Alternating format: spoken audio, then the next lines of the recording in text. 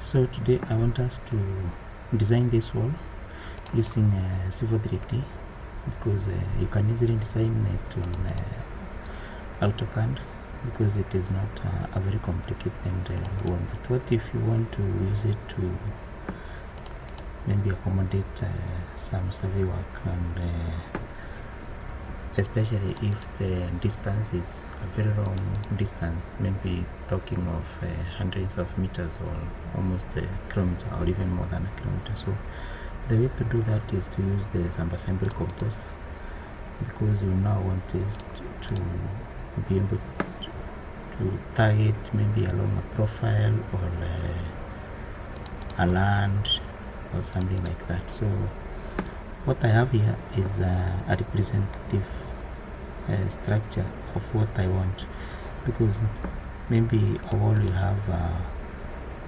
this part which I want to name based on the way I want to see the structure when I bring it back to the AutoCAD. So like you can see, I have given it some cones which I'm going to use, and for ease of recognition. So let's jump to Subassembly Composer, and the way it works is if you come back here, we want to attach our profile to this part. Okay, so what is a profile? A profile is something very simple. It is a representative line which is based on the x-axis along against the z-axis, whereby you have a change in elevation, maybe along a path. For example, this is the path that we are using to connect the two.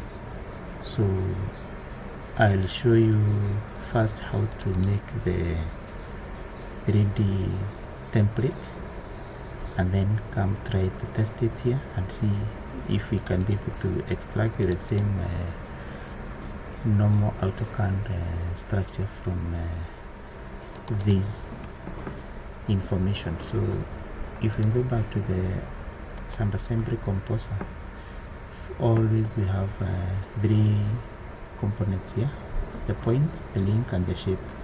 What is a point, link, and shape? If we come here, you see now we have what connects 2 points is a link, and a point is the end point of any link is a dot. So a point is generally a point from just its major description. The other thing is shape. Shape we can always use, we can say it is, for example, the hatching. So this is the shape. Okay, so if we go back to our Subassembly Composer, we always start with a point. So we drag the point here like that, and it will always be point 1. And because if you come here, I've already given it a name, point code. So the point that I'm referring to is this point. So if you come back here, I'll name this point code. But the way to do that is you come to this part of the Subassembly Composer and create a parameter. So you create a parameter like this, and we call it point code.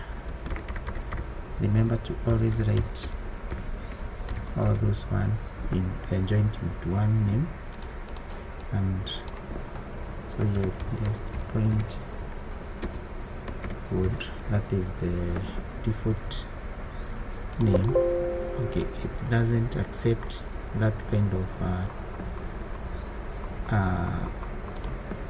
it is a string, so it is a description, so it has to be a string, so that now we are able to write the name point code like that. So if you come here, you just copy this one, Control C, you put it here. Okay, so this is the first point. Okay, so then next thing, it is on the origin, so we don't have anything to add to that. The next thing we want to do is to have another point. So this shows that if I drag a point, it will come together with its link. So like you have seen, a link is what connects 2 points. So the L1 represents these, for example this one here. So let's come back here, and we now want it to start from P1, but now we also want to have that point be able to, we can use there are so many ways we can have slope and delta x, so that I want in my design to be able to have this point, this line, to be able to do like this. Okay, to be able to swing on the x-axis. So what I'm calling delta x is this angle here that can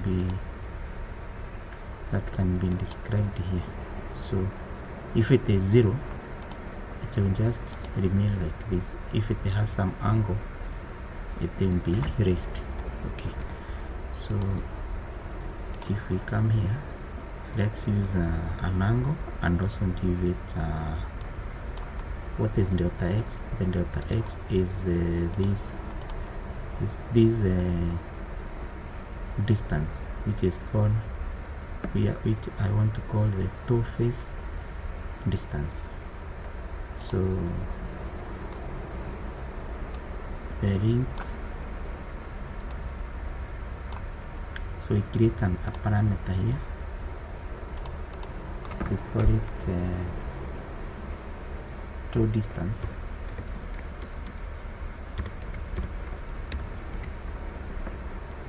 And the other thing we need to, maybe it can be toe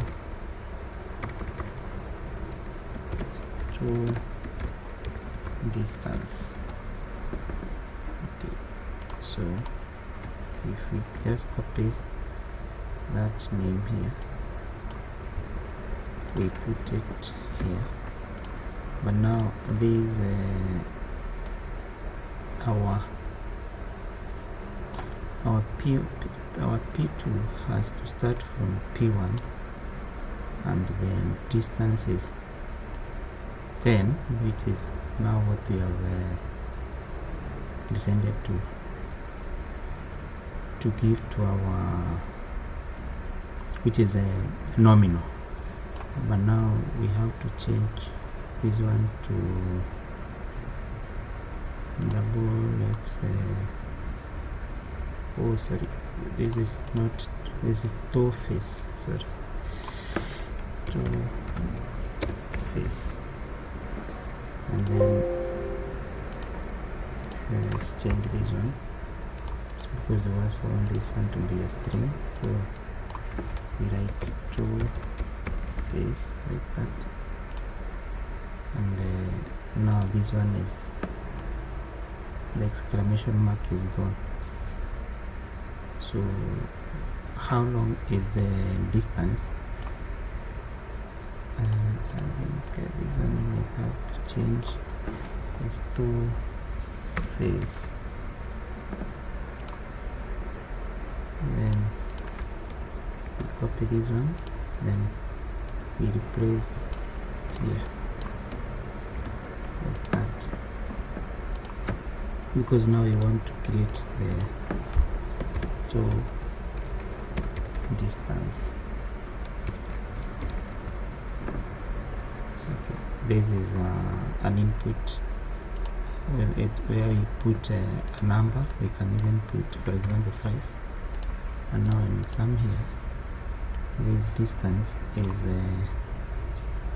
the representative of the distance z. We can now use the actual distance. Now we can change, and let's see what we get. Yes, now this is the distance we are working with. What else do we need? Maybe we can have the toe slope. Okay, we can have toe slope. This is the delta, is the angle. So we have toe slope, and maybe we can have a slope. For example, if we use a slope, what do we get rise versus fall. Rise horizontal distance maybe versus the vertical distance, or vice versa. Maybe we try the grade, and maybe we can say 0, and then we copy this one because we don't want a slope for now, so we just copy it here, and then this one adjust to horizontal. Okay, so if we are there, we can continue to add more points. So let us add this distance here. Okay, so this distance we want it to be based upon the P1, so that every time it is always measuring from P1. So P3, we want it to be at a distance. That distance, if we come to our AutoCAD, we can see we are calling it the base depth. So let's come to this point here. So let's call it we create a parameter here, call it the base depth, and it is a number. So let's give it, for example, 1, and so we come here, we copy the distance from P2 is the Y, no, P1, sorry. I want it to be from P1, not P2, like that. But now you see it is pointing upward, so we want it to point downward, so we just put a negative value here, like that. Okay, so okay, the next thing we want to do is now to have a point here which connects the filleting part.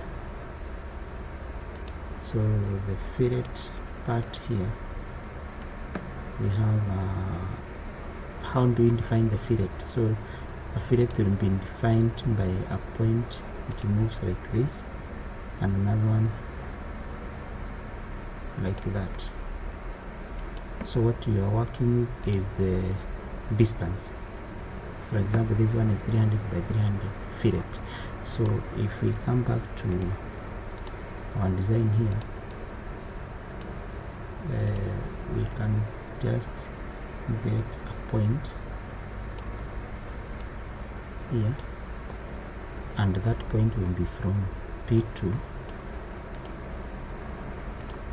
and now we want to create another parameter. We call it fillet. Let's call it fillet 1. I'll get to the reason why. Then this one 0.3. Okay, so this one is we use this point, so it can be like this, and then we also duplicate the same like that, so that this point now will adjust, because now we want this distance and this distance, so we can define this point. Okay, from there now we want to come to another point, which is the critical part. But before we come to that part, we also want to have this distance here. Okay, but how do we define this distance? Because we want to always be having our design based on this point here. So to do that, we have to first we can create we can first of all continue and create a point which is around here, and that point can be defined from what we have for this drawing. How big is this part? It's 500. And how big is this part?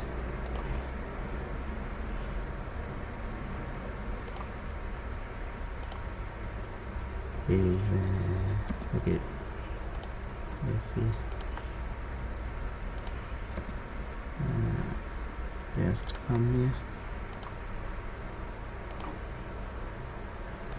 and measure this distance is 300 and this is 500. So what we can do is to come back here and maybe we have another point. That point is 500 from the last point, which is P4. So we include another point from P4, which is 500, but now this time we don't have to use the link. So this should be, I think this is not correct because we are working in millimeters, so 0.5 like that. And now we remove the link. Okay,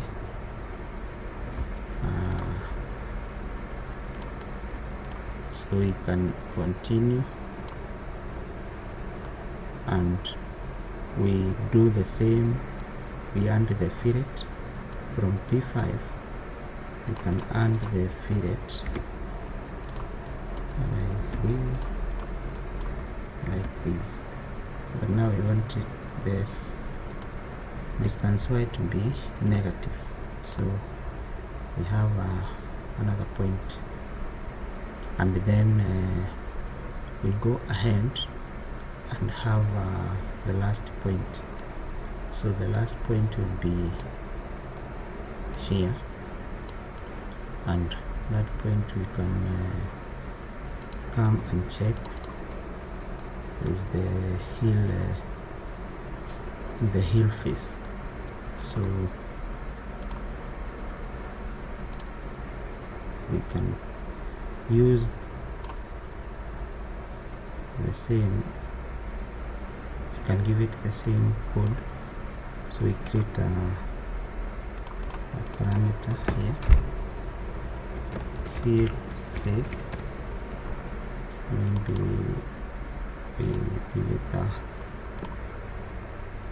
string, then we write the same heel face, and then we copy. So we want to change, we want to give the code the name, the code name, and I think this is point code, like that. And now what is the heel face distance? Let's see what we have indicated on this one. You can come here and have this one, maybe call it heel distance. Okay, so we create another parameter here. So heel distance, and maybe you can give it I don't know if it is one, you can check. So the distance will be heel distance, so like that. Okay, after we are done with that, now we want to identify this point which connects this is this link and this link, so you'll have a point here. So how do we do that? The best way to do that will be, maybe from my observation, is to use an auxiliary point, and that auxiliary point will be working from point P7. So you can have and from that point maybe we give a longer distance. Maybe let's work with the -3, like that. So we want to place a point here. How do we place that point? We create an intersection point up to that point. Okay, after we are done with that, we now can define what is the point. So let's use, if we use two links, we don't have another link here, so maybe we can use link point link to point slope. No, maybe let's use link point slope. So the first one is L1, the other one is P3. Okay, it has worked. So this is the point. So the next thing we do is to add a link that will connect the 2 points. So first of all, maybe you can have a link which connects P7 and P8, like that. So what did we call this one? So we come to our drawing here, and we see we called it link code. So we just come here. Do we have a link code here? No. So we create one. So link code, like that, and it's a string because we want to. So just write link code, and then we copy. So this one we do like that. Then we add another link. So if we add another link, that link will be connecting P3, P8. So we come here, we pick P3, P8, like that. What is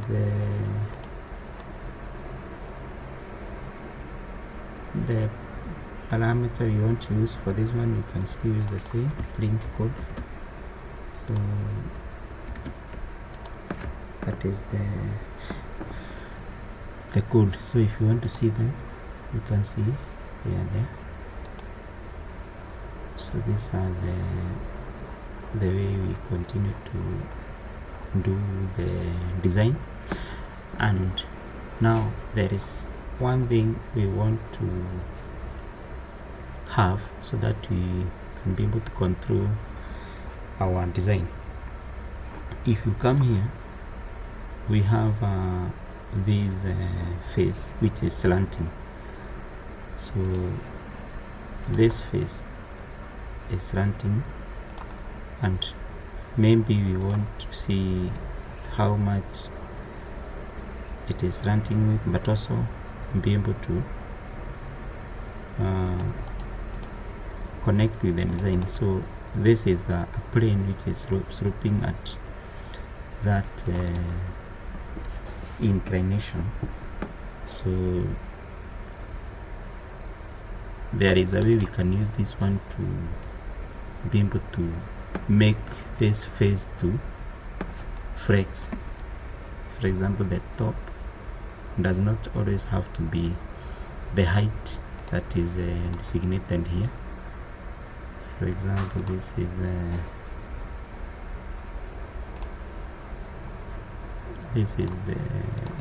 distance, but you don't have to use that distance.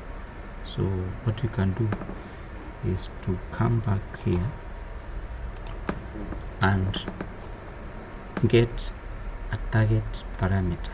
A target parameter can be a 3D polyline, or can be a line that is or even a feature that controls the height of this wall. So let us create one, and don't want to surface, I want elevation. Okay, so I want elevation, and I want to call it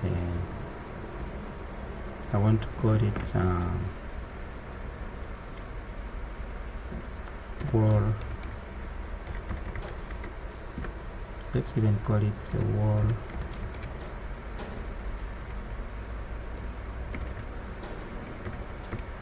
wall height. Yes, let's call it wall height, because it will control the height of the wall. So we can have an auxiliary point, but that auxiliary point is inclined at this angle, this angle here, or along this face. Okay, so how do we do that? How we can do that is this AP2 will begin from P4 here, and we want it to be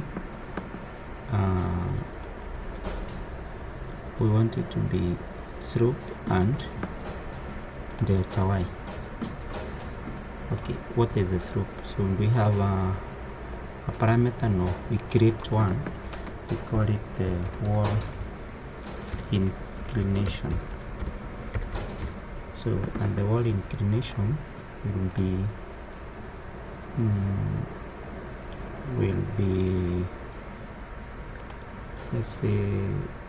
let's try slope.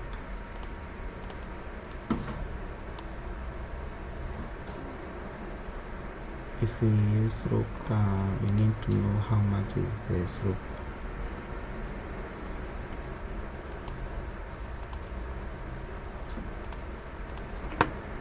So let's measure the distance, the horizontal distance from here to maybe here. It is 200, while this one is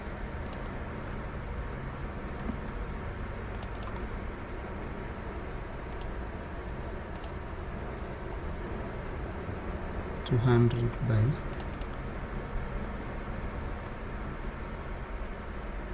let's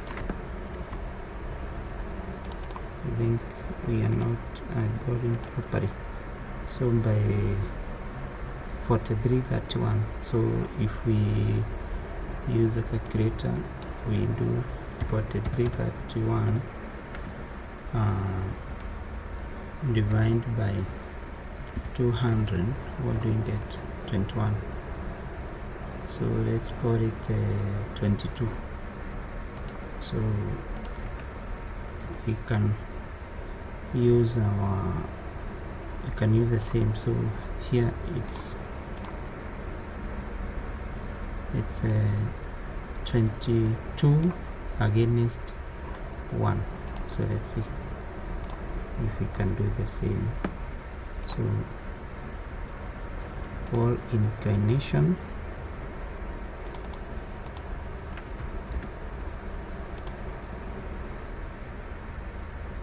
let's see,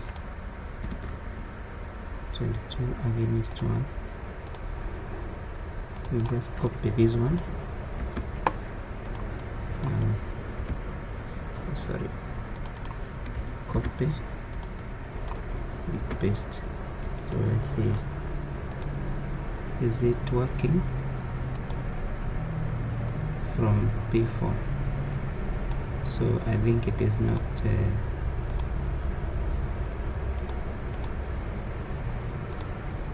Let's see. Oh, so I think we should interchange so that it is 1 against 22, like that. So this is the point. So this point, if you look at it, it is at that inclination.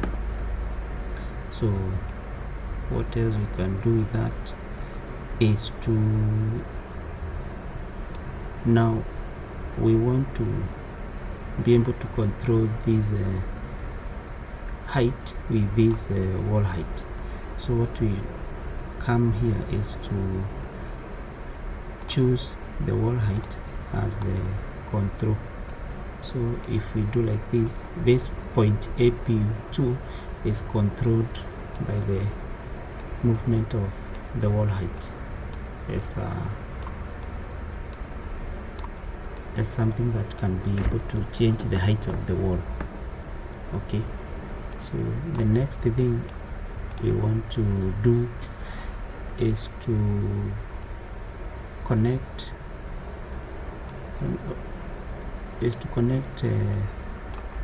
this point, but also regarding the height that is achieved by this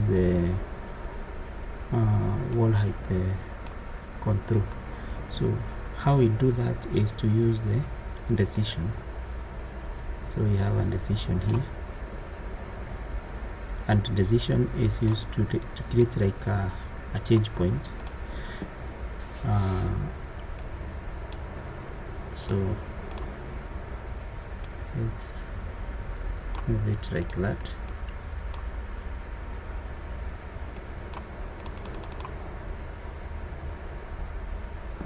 And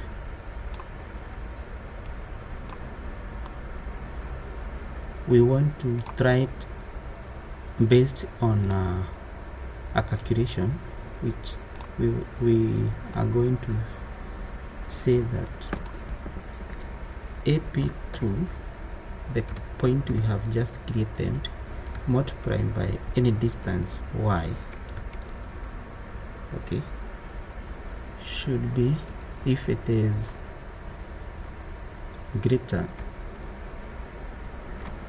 or if it is less than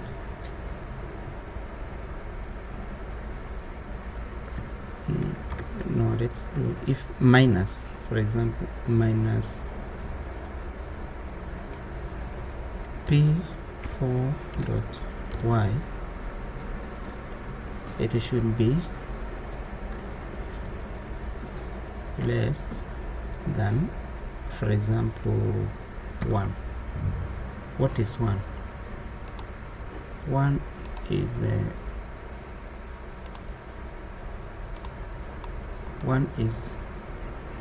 this distance. What we are saying is that if this point, for example, goes to up to a distance which is maybe bigger than less than 700, in that case I've used 1, then it means that what do you want to do if it does that? Maybe we want to cross our shape up to this point so that our structure now comes to this point, so it will not have a wall, but it will end here. So how do we do that? So should be 1 point minus here. If it is greater than 1, if it is greater than 1, or if that happens, we can create a link, and that link joins P4 and P5. But is that true? Now we have to check if what we are saying it is correct. So we are saying AP2 minus P4 dot y if it is less than 1. So let's see if it is, yes, that is what it means. Okay, but now this one I think we have made a mistake, because it should not cross if we have our wall height control at this height. So this one we can change and do it like this. So the other way was correct, so we do no, we can just change this one to the way it was. So the reason it is not crossing is because the wall height, still the distance is not greater than 1. But what if we do like that? It means now it is crossing. If it is greater than 1, it is not crossing. So this one we can even make it better by saying okay, maybe we can just leave it at that. But let us now examine a different scenario now. So if we have the wall height at this height, what should we do? What should our design continue to do? So what we do is okay, let's try to push this one here like this. We now continue to build our wall, and by doing a very simple thing, so sorry,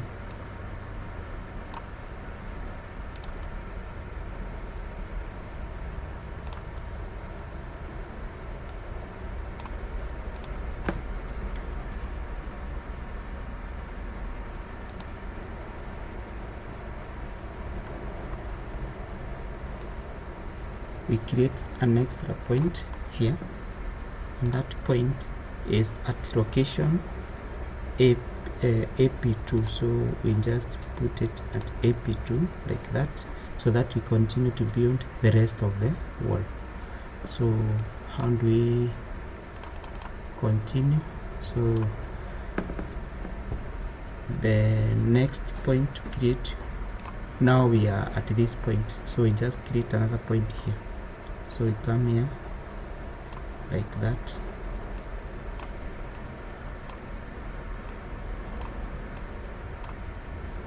so we want to have a point moving from P9, and the distance will be, according to our design here, will be at a distance of wall top distance. So let us create from P9, so we can create 0.5, but also create another code here. We call it wall top distance.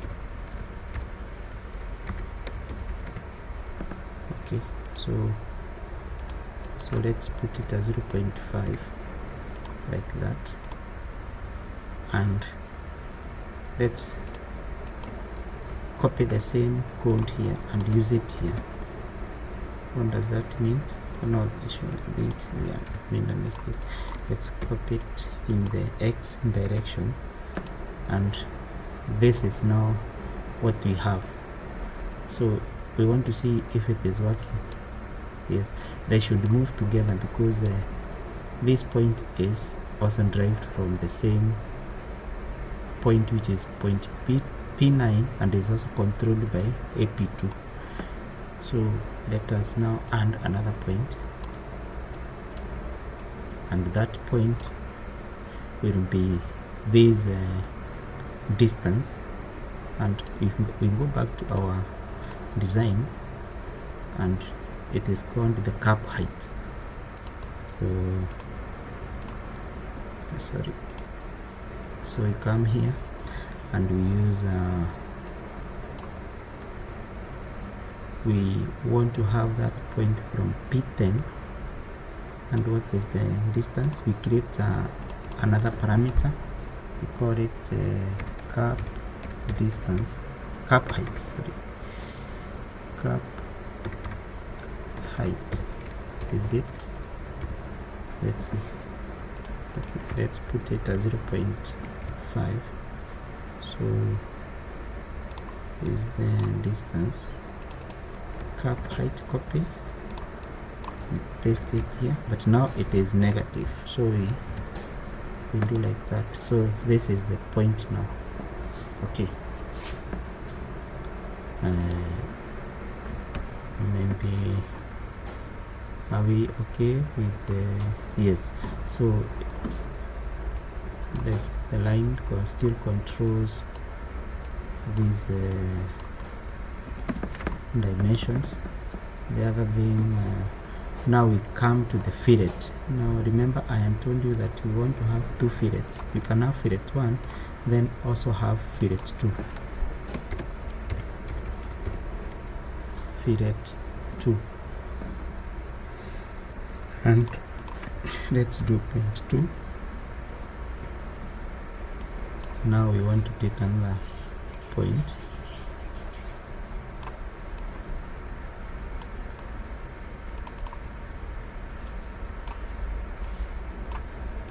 like this, and that point we just come here and check if it is from P11. So we want to use the distance fillet 2, I'm sure. So like that. But now it is facing upward. What do? We change the sign, maybe to minus. No. Okay. Let's see what happens. Yes, like that. The only remaining thing is to now connect the 2 points. Okay, let's connect this one here.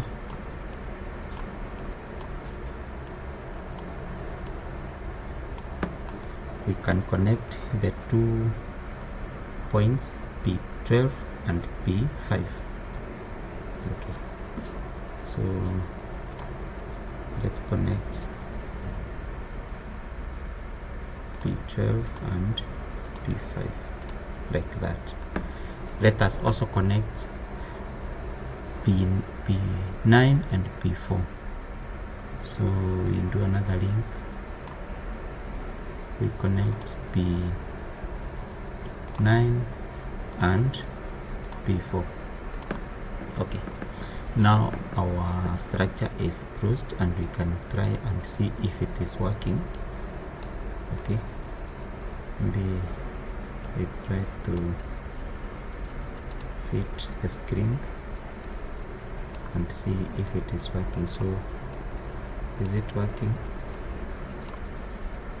Yes.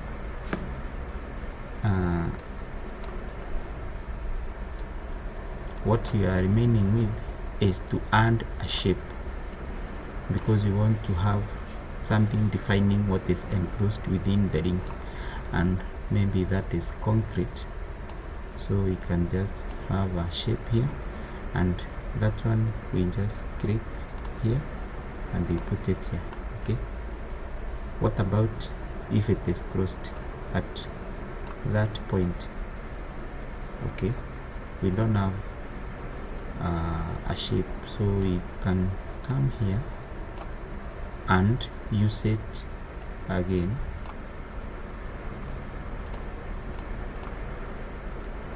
Like this.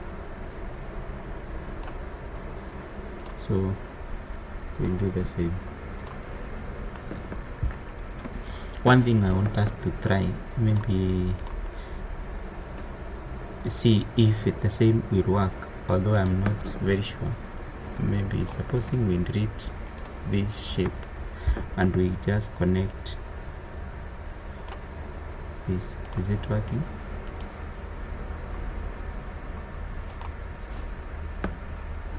Let's give it a name so that we be sure to see if we can call it concrete.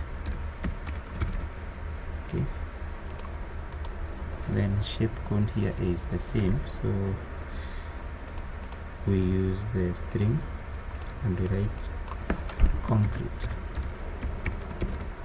Okay, then we copy and then we paste here.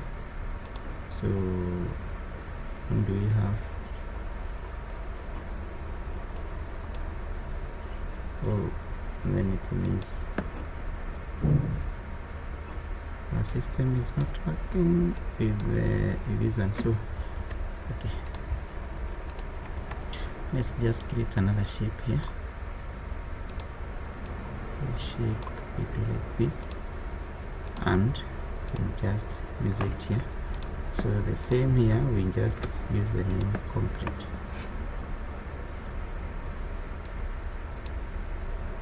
Like that. So if we go around what we have, we can see what has the code and what does not have a code. So this one does not have a code, so we just use the point code. Okay, this one we use the same point code. We have the wall top.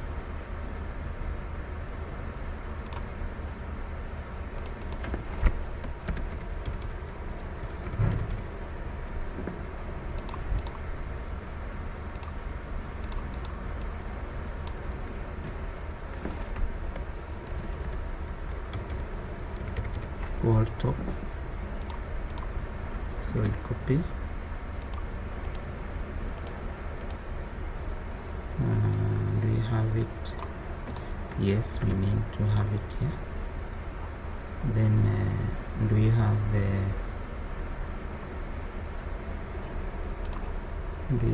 the front face? So we create one.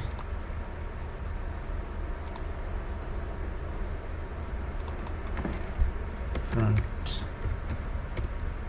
face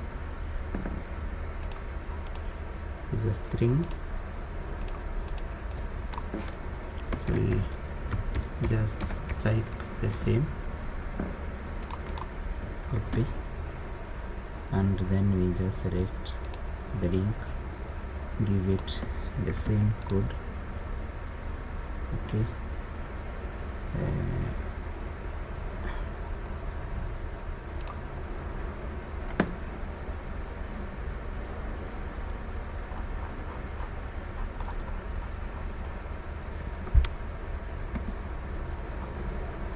don't we have maybe the point code?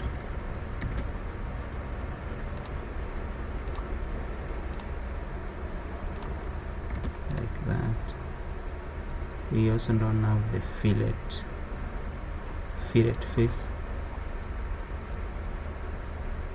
or just let's use fillet face because the one we used is fillet 1 and 2, so let's call it the fillet face.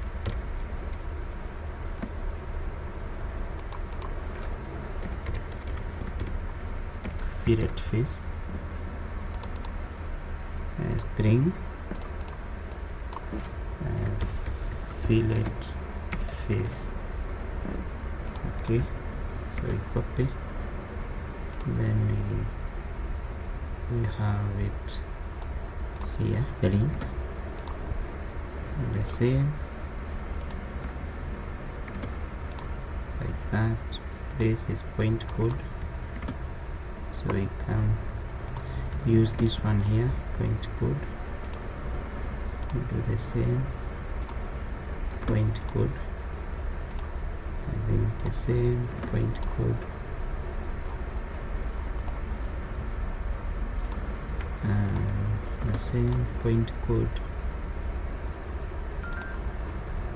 We continue to add more. So this one you can use a fillet face. Oh sorry, this is wrong, this is point code. So this is point code, this one is the fillet face. So I'm copying and pasting so that the codes can be identified in an easier way. No, this is not fillet code. We can call it what was this? This is link code. So let's come back. So this is not correct.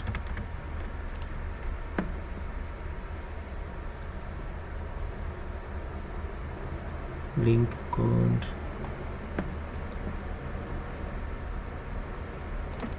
like this one.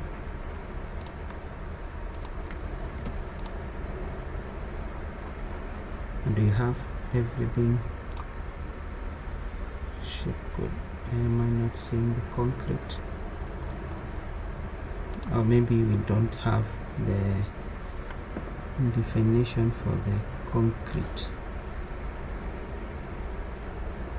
Let's strings concrete.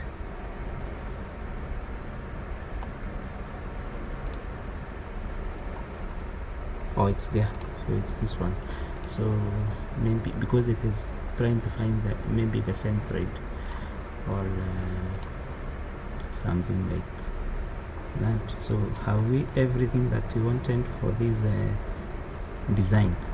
So if we have everything, now we want to test it. So before we test it, we have to save it in the correct name that we want to have appear in our design. So we can call it tutorial 1. And now when we come here, we just save as here, maybe in the documents, in my documents for easy identification. So we can just save here tutorial wall, but they have to be joined like that. Maybe tutorial retaining wall. I may put an underscore like that. So let's save.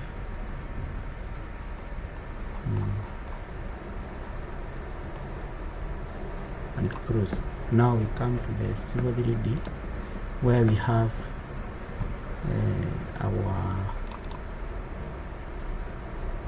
the alignment and we have the profile. Now what you want to do is to bring in the design that we have made. So if you come here, I have some corrections I have made in my tool or in my tool palette. So I just come here, right click here, and then import some assemblies. So you come here, you click there, and then you go to some assemblies. This is the wall that we have created, and we open Okay, so it's going to be in my new palette. So let's see what we have. So it is here. What you now need to do is but before we have done that, maybe we should given it a direction, a side, so that it doesn't have to be always blind. Like maybe you can just come back to the scene and we open it again, so that you don't have to be worried about if it has a side. So if you come here, there is a way that it can be used to define if I can choose whether to put this wall on the right hand side of the alignment or the left hand side of the alignment. Okay, so you see these ones not chosen to any side, so let's choose it to right. Okay, so what do we do? Maybe we can just and we just change that tutorial 1 wall 1 like that, and we save. When do we save as? We just save as here. Okay, and then we close. So let's come to the wall here, and we import again.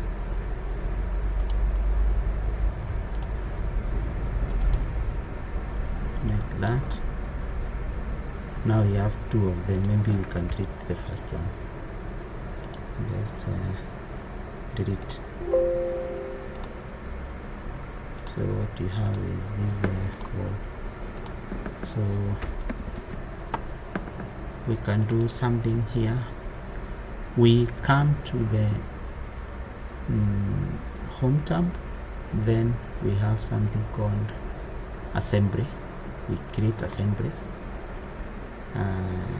Assembly is where we now put this template, and we can just work with what we have here is the basic arrangement. Then we now pick the wall that we have made and then come and have it here. Okay, so this is now the wall that we have created. You can see it doesn't resemble the wall that we have here. Why? Because this now comes as a generic or a typical template, which now can be used into our design here. Okay, so if you come and click this assembly, it is going to ask you to create a corridor. A corridor is like a 3D model of the design that we want to create. For example, a road, a wall like this. So we just create, and then we want to call it, let's call it retaining wall.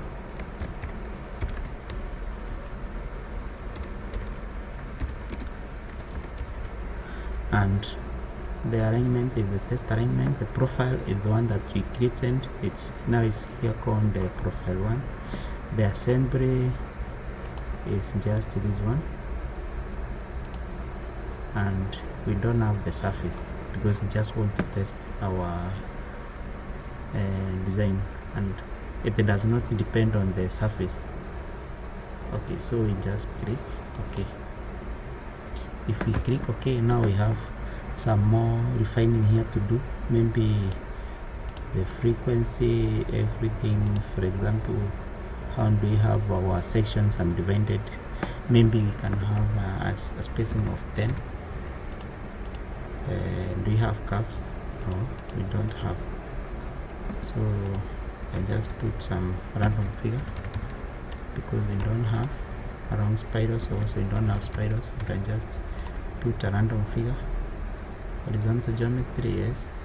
Supervision, no supervision. Along vertical curves, we don't have. Do you have vertical curves? Yes, but maybe you can also do at 10. Vertical geometry points, yes. High, low, not necessarily. So that I don't want us to have so many subdivisions, so that's why I'm switching some of them off. Offset geometry, no. Adjacent to target, no. Along target curves, so we can just click OK and click apply, but maybe we have a target. Okay, so the target is the wall height, you remember, so we can just pick from the drawing. And here I have a 3D line which has difference in elevations, so this is the one that I've used, and let's see what we get. In beyond, apply. Okay, so what do we have here? So we can just try to, let's see, we can just use an object view and see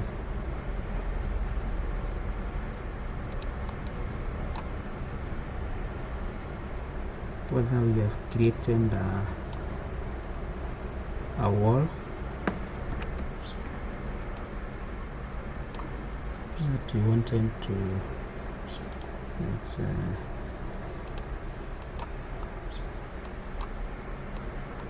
This is the sections that we created, and you can see now I want to orbit and see maybe if it is possible to, yes, maybe like that.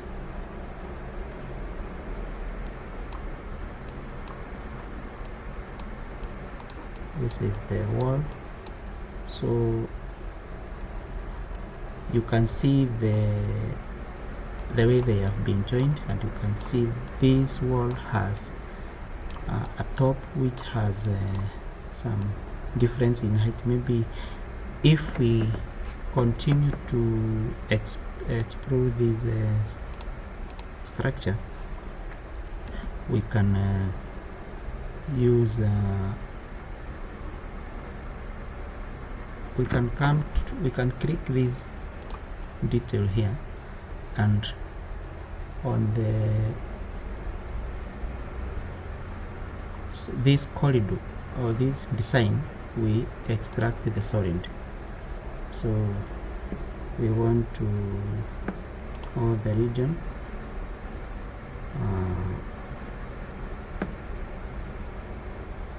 the shape is concrete, so we go next. We want to put it into a new drawing. Okay,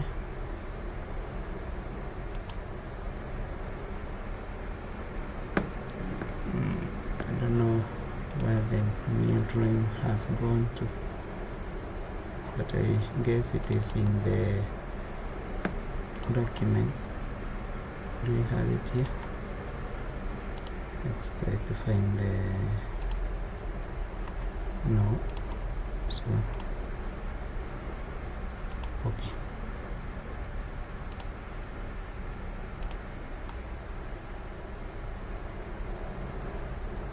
okay, it's just been copied into the same drawing. So let's